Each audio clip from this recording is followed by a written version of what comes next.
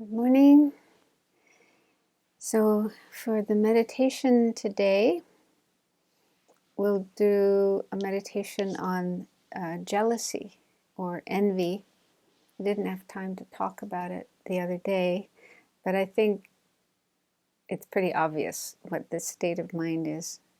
So we'll just try to look for an example of it in our own mind when we had this state of mind, and then look at some antidotes, things we can do when we do find our mind afflicted by this very painful state. So let's begin with some silence to settle down in the present and then generate a positive motivation.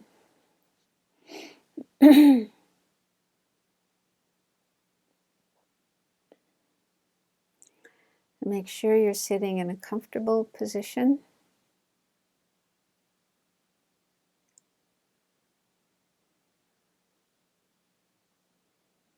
It's also important to be relaxed. So if you do notice any tension anywhere in your body, see if you can let it go, let it disappear.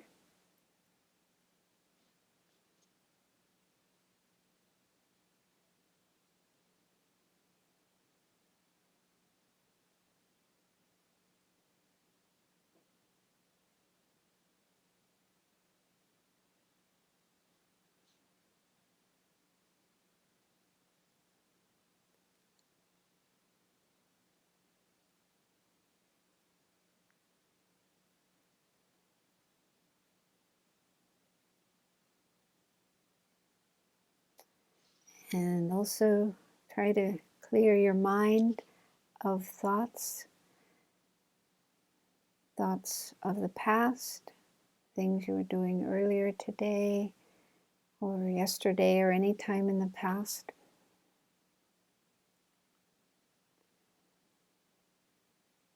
And also thoughts of the future about what you're going to do later today, tomorrow, and any time in the future. So leave aside all those thoughts. Just let your mind be in the present moment and present place.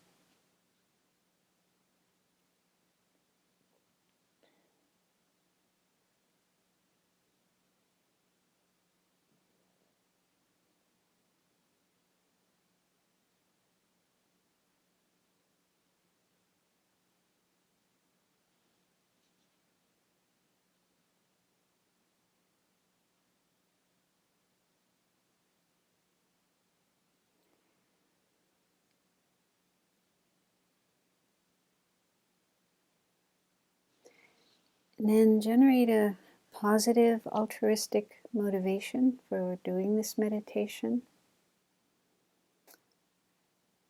So in general, what we're learning in this semester is the causes of suffering, in particular afflicted states of mind, which we have and other people who are not enlightened beings still have in their minds.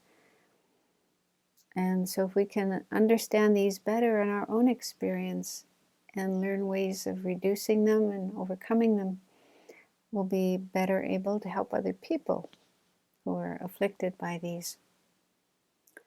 So it's good to think of benefiting not just yourself, but also other people, helping them to be free of these causes of suffering and the suffering that arise from them.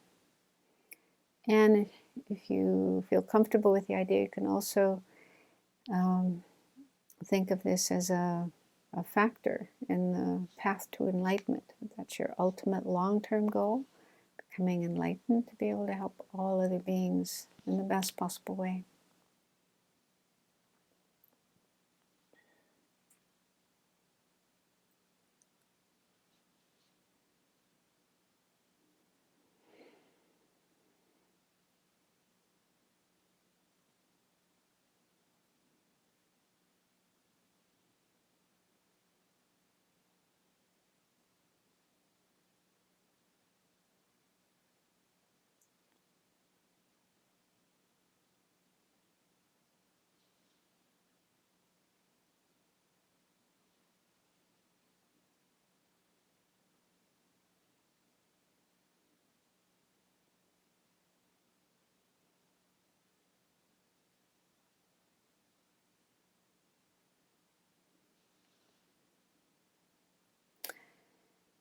So let's start by getting in touch with this state of mind. It's actually a mental factor, one of the secondary mental afflictions, sometimes called jealousy or envy. So this arises in our mind when we observe that another person has something that we don't have, but we want. So it could be something material object, or it could be physical attributes such as beauty, attractiveness, or physical skills, abilities. Or it could be something more internal, like mental qualities, like intelligence, or a sense of humor, or kind heart. So when we observe another person who has one of these things or qualities that we wish to have but feel that we do not have, then this mind of jealousy can arise. And it could be regarding other things as well, more abstract things like knowledge or experiences. It can even occur in the context of a spiritual practice, a spiritual community. And we notice that someone is able to sit and meditate longer than we are, and they don't seem to be as restless as we are. They seem to have a lot more knowledge, a lot more experience than we do. So even among people in a spiritual community, jealousy can arise. It can also arise in relationships. If we think that someone is closer to our spiritual teacher, spends more time with them, gets more attention from them, that can also give rise to jealousy. So spend some time looking into your own experiences and see if you can remember a time when you felt jealous or envious of another person.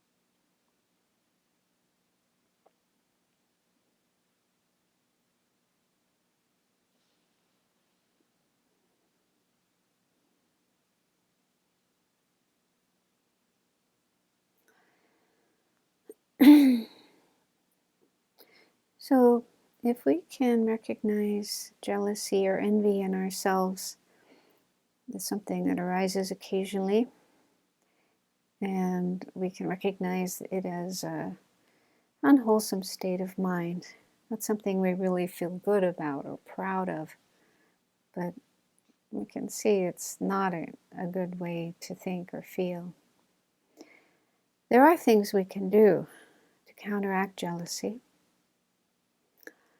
So one thing that's helpful is just to get really clear in our mind how jealousy is problematic, that it leads to problems and it has faults rather than its something positive that we want to have more of, we want to cultivate or let ourselves get caught up in.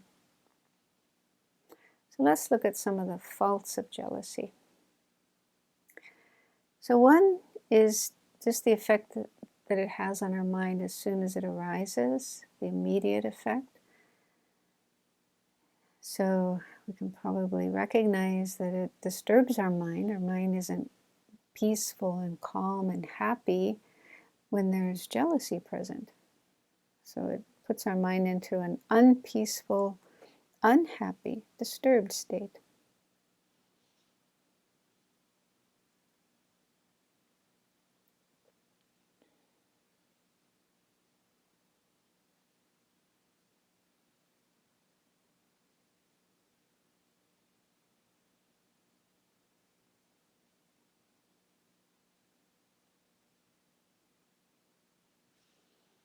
Can also affect our behavior. If we have a strong feeling of jealousy, it can influence things that we do, things that we say. So we may say things that are kind of nasty, spiteful, and we might behave in an unkind, unfriendly way towards the person we are jealous of. So see if you can recognize that it can motivate unwholesome, unskillful behavior.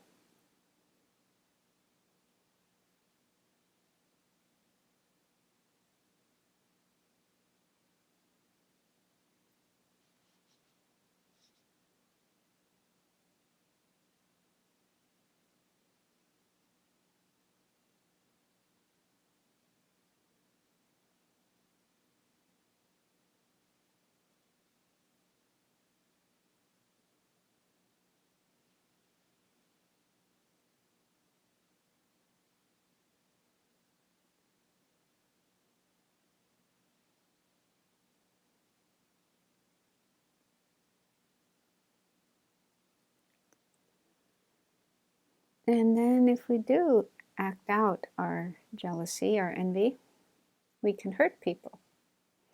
We can hurt the person we're jealous of. And other people who might be around observing, witnessing this behavior of ours might lose respect for us. They probably don't admire us for behaving in those ways.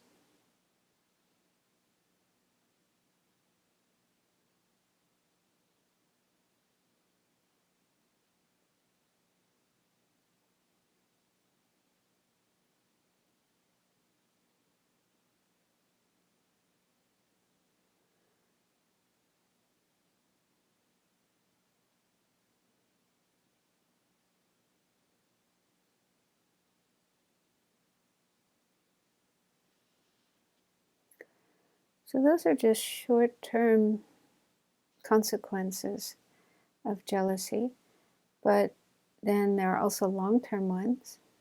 If we do negative actions motivated by jealousy, we're creating negative karma that will bring suffering and problems in the future.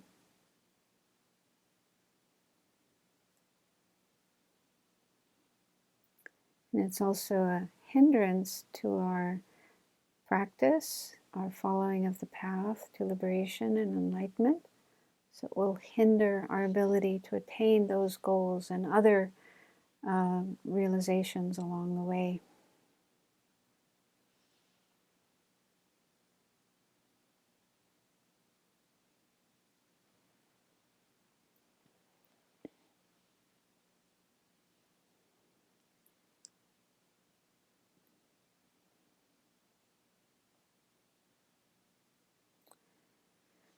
So what can we do about jealousy? The actual antidote to jealousy is rejoicing, feeling happy, feeling joyful about other people's good qualities and good fortune and nice things that they have. So feeling happy instead of envious, resentful. But if we're already caught up in jealousies, feeling strongly jealous, it can be difficult to immediately switch to rejoicing. So there's some other things we can do to help our mind move in that direction. One is to contemplate karma. So if you accept karma, you can think that whatever happens to us and whatever things we have, good fortune, bad fortune, and so on, is the result of our own karma, things we did in the past. So if someone has more than you do, or is better off than you are, and so on, this is due to karma.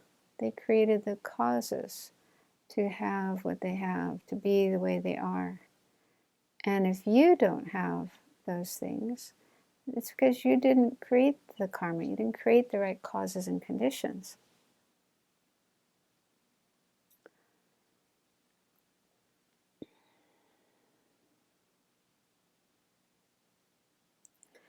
But karma isn't fixed, it's changeable.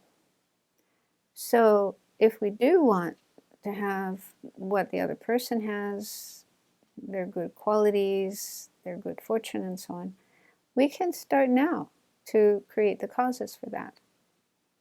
And then we'll be able to attain those things in the future. But to be able to create the causes for having those things in the future, we need to create good karma, virtuous karma, not bad karma. And if we feel jealous and indulge in jealousy and act out of jealousy, we're not creating good karma, we're creating bad karma, negative karma. And so that's actually going to bring more suffering, more problems, more deprivation in the future.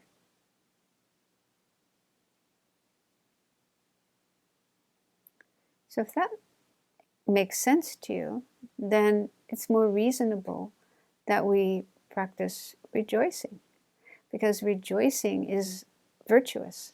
It's a virtuous state of mind, and if we generate that state of mind, even if we have to do it with effort, it doesn't come naturally, we have to make effort to generate rejoicing, we're creating virtue, and that means we're creating the causes to have more, to have better, to have those things that we want in the future.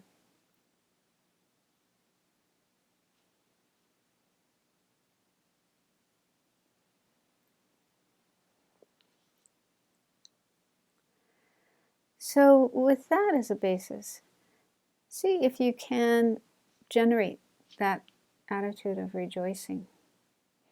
We'll go back and think about that person towards whom you felt jealous or envious. And see if you can feel happy instead. Just say to yourself, kind of force yourself to say to yourself, I am happy for that other person.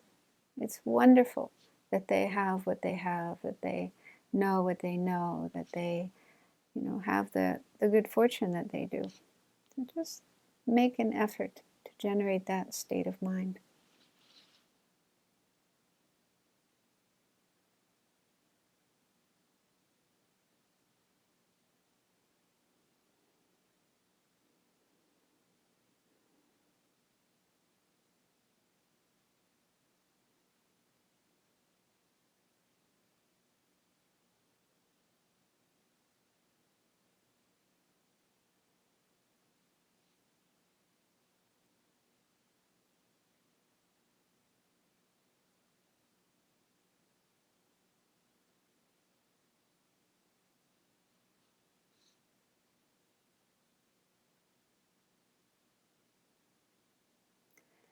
Rejoicing is more in line with loving kindness, which is one of the positive mental factors that we're trying to develop.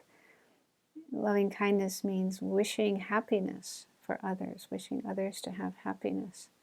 So if we genuinely feel that way, then when someone does have happiness, they do experience some good fortune, some good things, doesn't it make sense that we should be happy about that? rather than unhappy.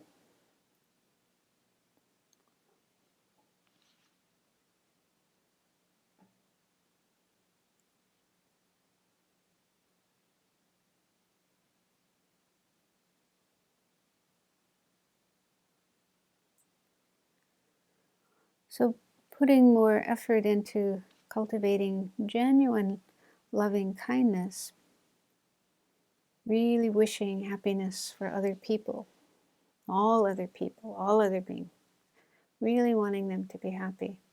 So if we make more effort to generate that state of mind and extend that attitude towards others, then it will be easier for us to feel happy and rejoice when others are experiencing good fortune, and then there's less chance of being jealous, envious of them.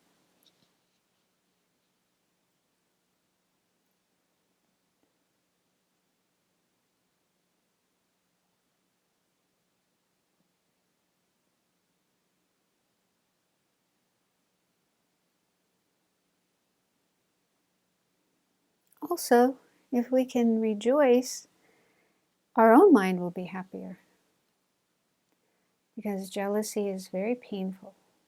So if we indulge in envy or jealousy, our mind is not happy, our mind is unhappy, disturbed.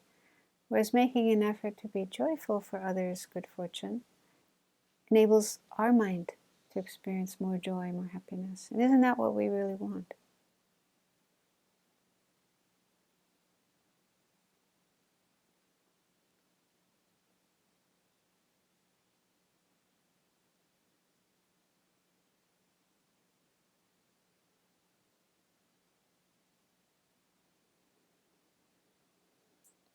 So let's conclude this meditation by dedicating the merit, the positive energy of doing the meditation, that ourselves and everyone else will find a way to overcome jealousy and other afflicted, disturbing states of mind, which are the cause of suffering. And in that way, may we find genuine peace and happiness, and ultimately liberation from all suffering and full enlightenment.